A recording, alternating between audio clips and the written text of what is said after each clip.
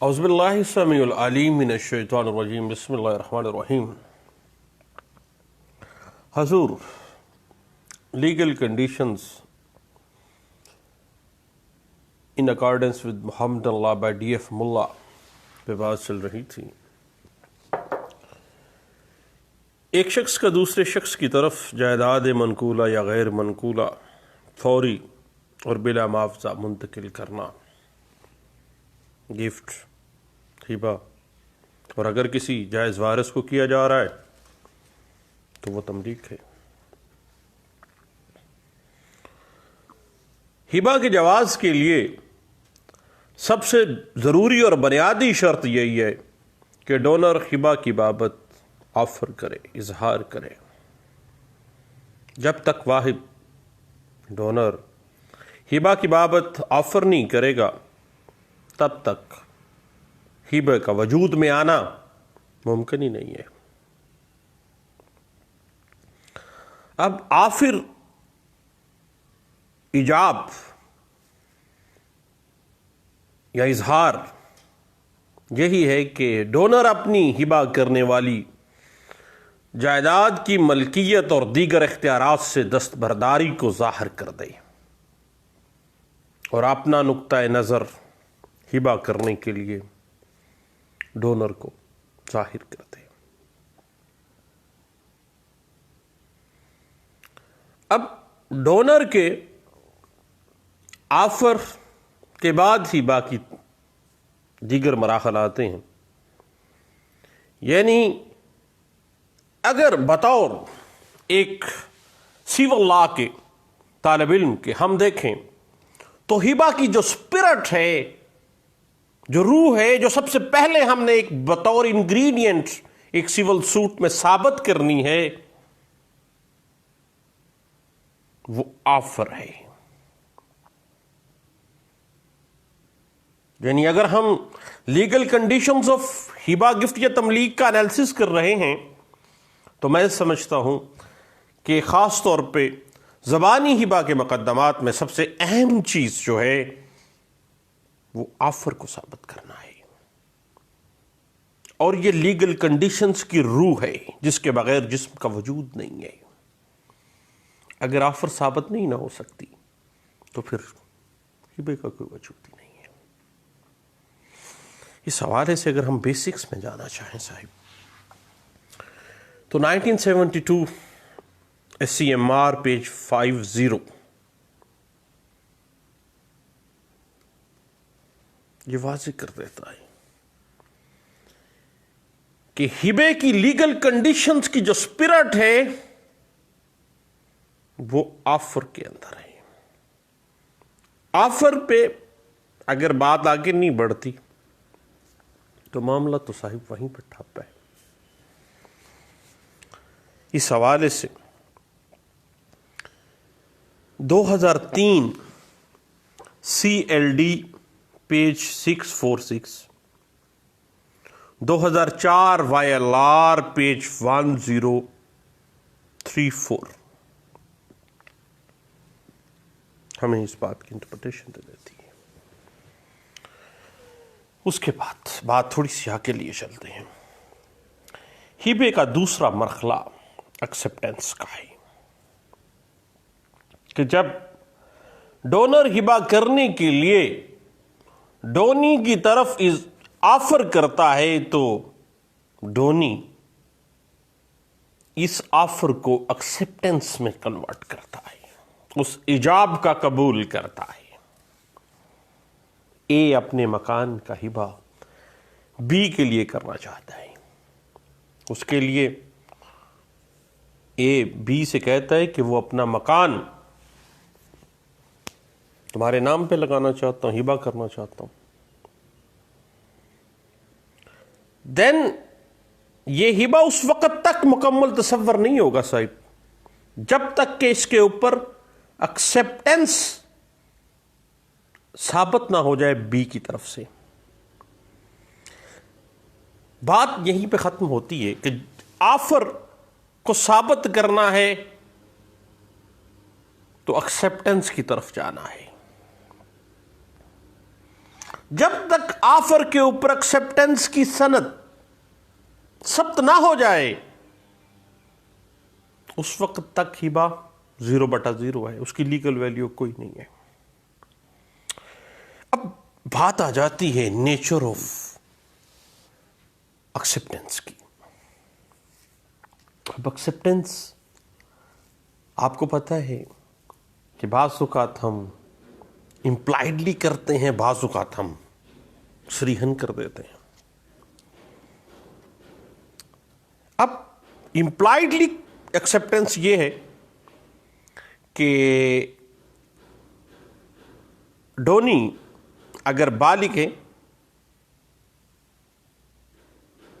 تو وہ خود یا اپنے وکیل کے ذریعے سے ایکسپٹنس کرتا ہے، اور اگر ڈونی نابالغ ہے تو پھر اپنے ولی اور سرپرست کے ذریعے سے ایکسپٹنس کرتا ہے۔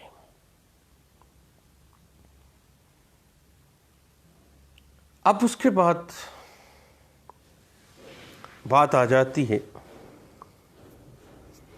کہ وہ اظہار کرتا ہے بذریعہ وکیل یا خاموشی کے ساتھ یا اپنے جسچر کے ساتھ، اور صریحاً طور پر ایسی بعض اوقات ایکسپٹنس ہوتی ہے جس میں ڈونی خود اس میں اپنے وکیل کے لیے یا کسی کو نامزد نہیں کرتا ہے۔ امپلائڈلی تو یہ ہے کہ وہ خود امریکہ میں بیٹھا ہے اور یہاں پہ اپنا وکیل مقرر کر دیتا ہے، لیکن ایکسپریسلی اس طرح سے ہے کہ وہ خود وہاں اس مجلس میں موجود ہے اور ڈونر کے آفر کی بدلے میں ڈائریکٹلی ایکسپٹنس کرتا ہے، اسی مجلس میں کرتا ہے۔ اس حوالے سے اگر ہم بیسکس کو پڑھنا چاہیں تو پی L D 1975 Lahore high court page 1990 ہمیں گائیڈ لائنس دیتی ہے کہ ہبے کے مکمل ہونے کے لیے ضروری ہے کہ آفر ایکسپٹنس میں تبدیل ہو، قبولیت کی سٹیمپ اس پہ ثبت ہو، پھر معاملہ آگے بڑھے گا، معاملہ تیسری سٹیج پہ چلا جاتا ہے۔ اس حوالے سے 1994 S C M R page 1870، 2002 S C M R page 198، P L D 1964 Supreme Court of Pakistan page 143، یہ ہمیں بیسک گائیڈ لائنس دے دیتی ہیں۔ اس کے بعد بات آ جاتی ہے کہ ہبہ کی جانے والی پراپرٹی کا قبضہ ٹرانسفر کر دیا جائے، جو سب سے اہم، جہاں پہ جا کے اب صاحب پایہ تکمیل تک ہونے لگا ہے ہبہ، اور ڈونر اپنی آزاد مرضی سے آفر کرتا ہے، ایکسپٹنس ہوتی ہے، اس کے بعد پھر قبضہ اس پراپرٹی کا ڈونی کو سونپ دیا جاتا ہے، اور اگر ڈونر ایسا نہیں کرتا، قبضہ ڈلیور نہیں ہوتا، دین ہبہ مکمل نہیں ہوتا ہے۔ اب اگر اس حوالے سے ہم تھوڑا سا غور کریں کہ ہبہ نام ہی اسی چیز کا ہے کہ جائیداد محوبہ جو ہے، جو جائیداد سبجیکٹ میٹر آف ہبہ ہے، ایک ڈونر اس میں سے اپنے تمام حقوق ختم کر رہا ہے، دستبردار ہو رہا ہے، اور ہبے کی تکمیل کے لیے اس کو کچھ قرین انصاف ہوگا، انصاف کے تقاضوں کو پورا کرنے کے لیے یہ مینڈیٹری ہوگا کہ اس بات کا ثبوت ملے کہ اس نے جائیداد جو ہبہ کی ہے وہ تو دے دی ہے، اس کے تمام حقوق سے وہ دستبردار ہو چکا ہے۔ اس حوالے سے قبضے کی نیچرز کو اگر ہم دیکھیں تو سب سے پہلے بات آ جاتی ہے صریح قبضے کی، ایکسپریسلی قبضہ، وضاحت کے ساتھ، صریحاً، یعنی قبضے کی وہ صورت جس میں ڈونر جائیداد کی ڈیلیوری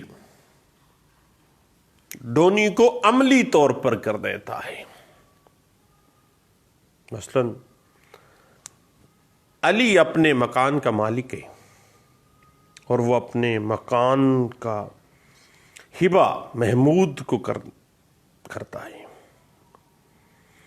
اب آفر ایکسپٹنس ہو گئی، ڈیلیوری آف پوزیشن تب واقعہ ہوگا جب علی اس مکان کا قبضہ چھوڑ کے محمود کو قبضہ دے دے گا۔ یہ ہے صریحاً قبضہ، ایکسپریس قبضہ۔ اس کے بعد امپلائڈلی قبضہ، کنسٹرکٹیو پوزیشن جس کو ہم کہتے ہیں، یعنی قبضے کی وہ صورت ہوتی ہے جس میں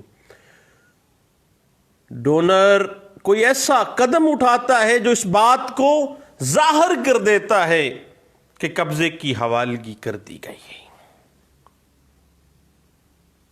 مثلاً علی محمود کو صندوق، ایک باکس ہبہ کرتا ہے یا ایک مکان ہبہ کر دیتا ہے، لیکن مکان کی ڈیلیوری کرنے کے بجائے وہ مکان خالی کرنے کے بعد اس کی چابی اس کو پکڑا دے، تو یہ امپلائڈلی ڈیلیوری آف پوزیشن کر دی گئی ہے۔ یا جب اس نے ہبہ کیا تو اس میں اس نے اقرار کر لیا کہ میں نے فلاں وقت میں آفر کیا جو اس نے قبول کر لیا ڈونی نے، اور میں نے اس کو قبضہ دے دیا۔ اپنے ظاہر سے اس نے مان لیا کہ امپلائڈلی اس نے پوزیشن دے دیا ہے۔ اب اس حوالے سے، امپلائڈلی قبضے کے حوالے سے یا ایکسپریسلی قبضے کے حوالے سے، اگر ہم اس بات کی لیگل نیچر کو تھوڑا سا ٹچ کر لیں تو قبضے کے حوالے سے پہلی چیز آ جاتی ہے ایکچوئل پوزیشن، حقیقی قبضہ۔ ایسا قبضہ جس میں ڈونر عملی طور پر، حقیقی طور پر ایسا کام کرتا ہے جس سے فوری طور پر قبضہ ڈونی کو منتقل ہو جاتا ہے۔ مکان خالی کیا، ہبہ کر دیا، ایکچوئل پوزیشن ڈیلیور کر دیا۔ اور دوسری بات ہے کنسٹرکٹیو پوزیشن کی، ایسا طریقہ اپنایا جو ظاہر کرتا ہے کہ قبضہ کی حوالگی انجام پذیر ہو گئی ہے۔ مثلا علی محمود کو ایک مکان ہبہ کر دیتا ہے، لیکن اس مکان میں تو کرایہ دار رہ رہے ہیں۔ ایسی صورت میں جو قبضہ ڈیلیور ہوگا وہ کنسٹرکٹیو پوزیشن ہی ڈیلیور ہوگا، یعنی اب کرایہ دار کرایہ علی کو نہیں بلکہ محمود کو دیا کریں گے، کیونکہ وہ ہبہ ہو چکا ہے اور وہ مان گیا ہے ہبے کو۔ اس کے بعد ہبہ کے اندر جو قبضہ ہے وہ ایک ایسا لیگل ایشو ہے، ایک ایسی جورسٹک ٹیکنیکلٹی ہے جو بطور سیول پریکٹیشنر ہم کو فیس کرنی پڑتی ہے۔ اس حوالے سے اگر جائیداد ڈونی کے پہلے ہی قبضے میں ہو، پہلے ہی ڈونی وہاں پہ رہ رہا ہے، اپنے قبضے میں رکھا ہوا ہے اس نے اس پراپرٹی کو، تو دین یہ ضروری نہیں ہے کہ محض کارروائی کی تکمیل کے لیے اس سے دوبارہ قبضہ لے کر دوبارہ اسے اس پر قابض کیا جائے۔ بلکہ اس کے لیے صرف ڈیکلریشن از انف. قبضہ پہلے ہی اس کے پاس ہے، ڈونی کے پاس. مالک نے، جو ڈونر ہے، وہ ڈلیوری آف پوزیشن کیسے کرے گا؟ بائی ڈیکلریشن، کہ میں نے آفر کیا، تم نے قبول کیا، میں اعلان کرتا ہوں کہ میں نے تمہیں delivery of position of that property جو میں گفٹ کر رہا ہوں میں تمہیں دے دی ہے. وہ ڈیکلریشن انف ہوگا، بجائے اس کے کہ ڈونی بھائی پہلے پراپرٹی کو خالی کرے، ڈونر اس پہ اب قابض ہو، پھر اس کو دوبارہ ڈونی کو قبضہ دیا جائے. ایسا نہیں ہے. اس کے بعد ایک کنڈیشن آ جاتی ہے بعض اوقات ایک لیگل ایشو کے طور پہ. اگر ڈونر اور ڈونی دونوں اس گفٹ پراپرٹی کے اندر قابض ہوں، اس دونوں رہائش پذیر ہوں، تو ضروری نہیں ہے کہ ڈلیوری آف پوزیشن کے لیے وہاں سے ڈونر باہر نکل جائے، بلکہ یہاں پہ بھی ڈیکلریشن انف ہوگا کہ بھائی میں ڈونر ہوں، گفٹ کر رہا ہوں، ہم دونوں یہاں اس پراپرٹی میں رہتے ہیں، آئندہ کے لیے آپ جہاں کے مالک ہیں، میری حیثیت مالکانہ ختم ہو چکی ہے کیونکہ میں نے ہبہ کر دی ہے یہ پراپرٹی. اعلان ہی نف ہوگا. اور اگر شوہر بیوی میں سے ایک فریق دوسرے کے حق میں ہبہ کرتا ہے تو فی الواقعہ قبضے کی منتقلی یا ڈلیوری آف پوزیشن ضروری نہیں ہے.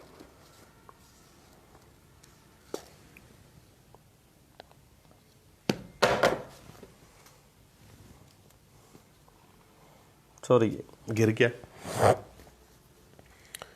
اس کے بعد اگر نابالغ لڑکی اپنے شوہر کے یہاں رہتی ہے اور شوہر اس کو پراپرٹی ہبہ کرتا ہے تو دین وہاں پہ نابالغ لڑکی کی طرف سے اس کے والد کا یا حتیٰ کہ جو شوہر ہے وہی ڈونر ہے. کوئی ضرورت نہیں ہے علیحدہ سے ڈلیوری آف پوزیشن کے لیے کسی اور معاملے کو کرنا چاہیے، بلکہ جب ہبہ کر دیا گیا تو اس کی طرف سے اس کے والد نے ایکسیپٹنس دے دی تو بھائی اس کے والد یا اس کے شوہر کا قبضہ ہی اس عورت لڑکی کا قبضہ تصور کیا جائے گا. اور اگر کوئی باپ اپنے نابالغ بچے یا ایک گارڈین اپنے وارڈ کے حق میں ہبہ کرے تو بھائی پھر ہبہ آفر ایکسیپٹنس انف ہے، کیونکہ قبضے کا سوال ہی پیدا نہیں ہوتا، کیونکہ نابالغ کی جائیداد پر بحثیت ولی یا بحثیت نیچرل گارڈین وہ خود تو قابض ہے، قبضے کی ڈلیوری کو ضروری نہیں ہے اس کے لیے. آپ صاحب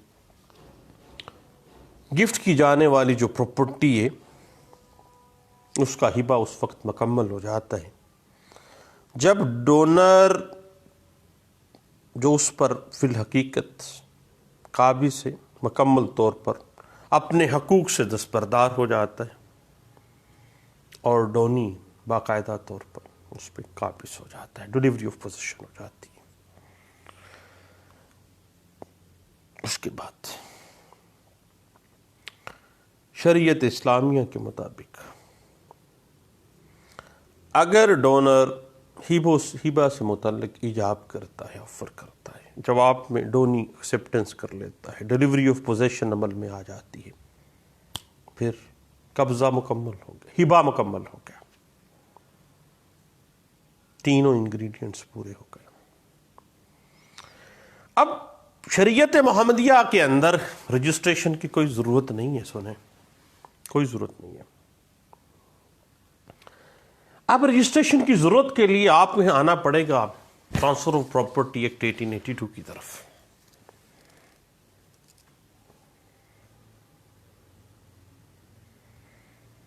جو کہہ دیتا ہے کہ ہبہ اگر غیر منقولہ پراپرٹی کے متعلقہ ہے تو اس کی رجسٹریشن لازمی ہے. حتیٰ کہ ٹرانسفر آف پراپرٹی ایکٹ 1882 کہہ دیتا ہے کہ offer acceptance and delivery of possession, ان تینوں کے بعد رجسٹریشن آف ہبہ that is mandatory under section 17 registration act. وہ تمام دستاویزات، وہ تمام معاہدہ جات جن کی رجسٹریشن مینڈیٹری قانون نے قرار دی، اس میں ہبہ بھی شامل ہے.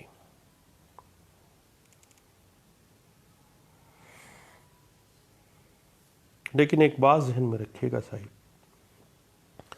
Offer acceptance and delivery of position اگر ثابت نہیں ہوتی اور رجسٹریشن ثابت ہو جاتی ہے تو پھر بھی ہبہ 0/0، کوئی ثابت کچھ بھی نہیں ہے. اور اگر انرجسٹرڈ ہے، ثابت ہو جاتا ہے تو پھر وہ ویلڈ ہبہ ہوتا ہے.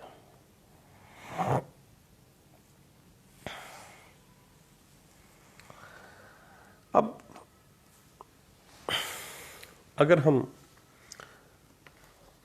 ٹرانسفر آف پراپرٹی ایکٹ 1882 کے تحت رجسٹریشن آف ہبہ کی لیگل ویلیو کے حوالے سے، کچھ فائدے کے حوالے سے دیکھیں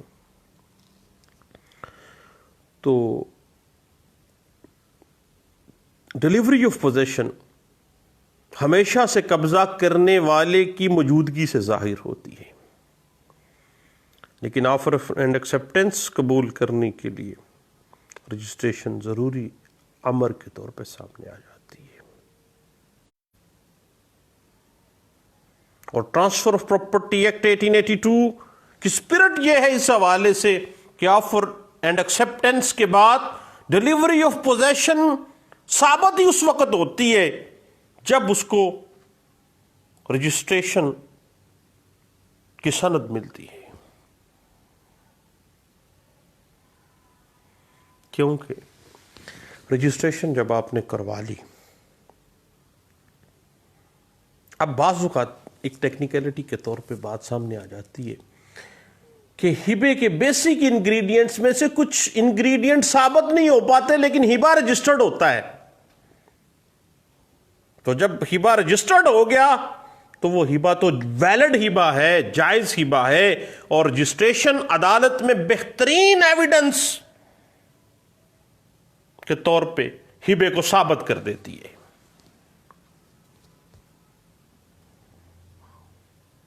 اس کے بعد محمد اللہ واضح کر دیتا ہے کہ ڈونر کی نیت یہ ہو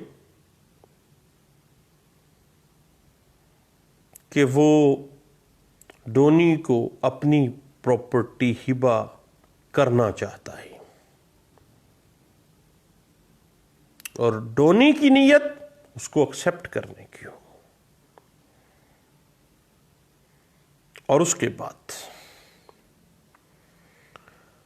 ڈونر اپنی آزاد مرضی سے ڈونی کے حق میں ہبہ کرے، اس میں کسی قسم کا کوئی جبر، کوئی فریب، کوئی بدنیتی، کوئی مس ریپرزنٹیشن کا امر دخل نہ ہو.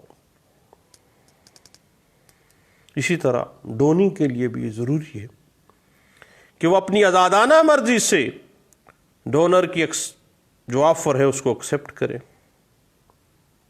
کوئی جبر فریب اس میں شامل نہ ہو. اس حوالے سے آل انڈیا رپورٹر 1945 پی سی پیج 54 ہے، 2002 SCMR page 1938، PLD 1969 Lahore high court page 338.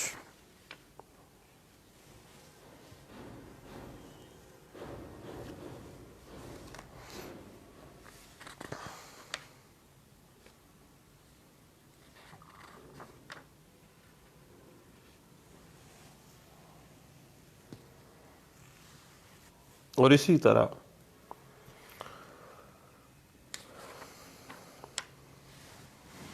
دو ہزار چودہ YLR پیج 1620 جو ہے وہ ہمیں گائیڈ لائنس سے دیتی ہے.